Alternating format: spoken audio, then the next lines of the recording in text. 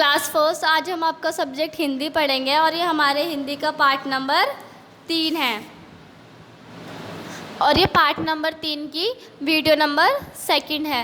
Student, हमने first video में पढ़ा था इस चैप्टर का नेम जो था सच्ची शिक्षा। इसमें सभी बच्चे थे, एक क्लासरूम था, मतलब कि गुरुजी के पास पढ़ने आते थे और सभी बच्चे गुरुजी का क्लास में इंतज़ार कर रहे थे, क्योंकि जो गुरुजी ने उन्हें चैप्टर याद करने के लिए दिया था वो सभी बच्चे अपना पाठ याद कर कर आए थे। सभी को अपना पाठ याद था और वो बच्चे क्या कर रहे थे, एक दूसरे को अपना पाठ सुना रहे थे।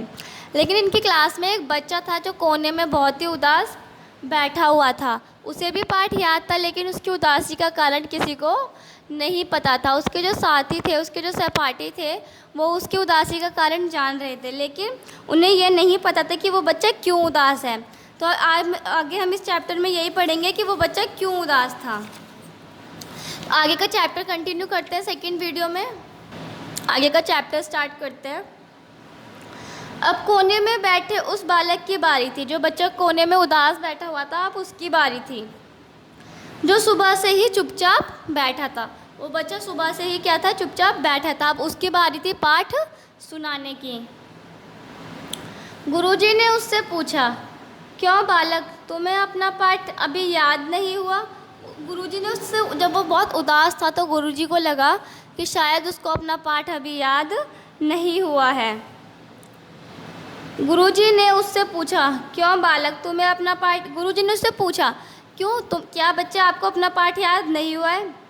बालक ने कहा, क्षमा करें गुरुदेव, मतलब कि वो अपने गुरुदेव को, अपने सर को सॉरी बोल रहा है कि मुझे क्षमा करें, मुझे माफ़ करें।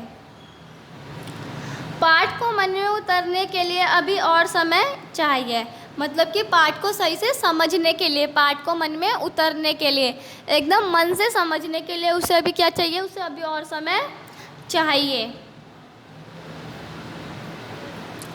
जब तक मैं इस पाठ को अपने आचरण में ना उतार लूँ, मतलब कि वो बोल रहा है कि अपने व्यवहार में, अपने स्वभाव में ना उतार लूँ।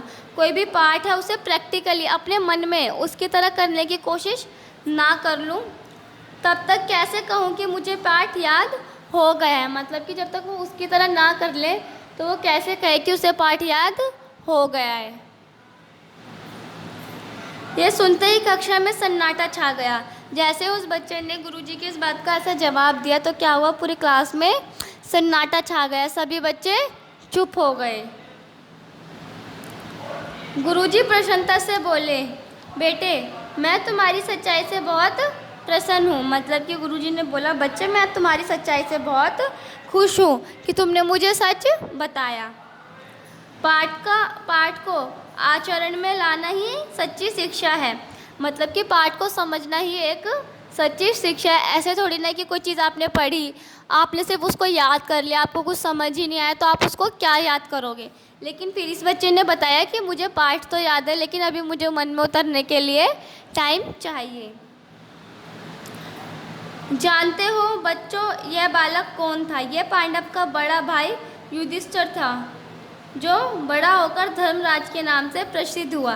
जो ये बच्चा जो था, ये जो कक्षा में चुपचाप बैठा हुआ था, ये पांडव के जो भाई था युधिष्ठिर, उनमें से वही वो बच्चा था, वो जो बड़ा होकर क्या बना, धर्मराज के नाम से प्रसिद्ध हुआ।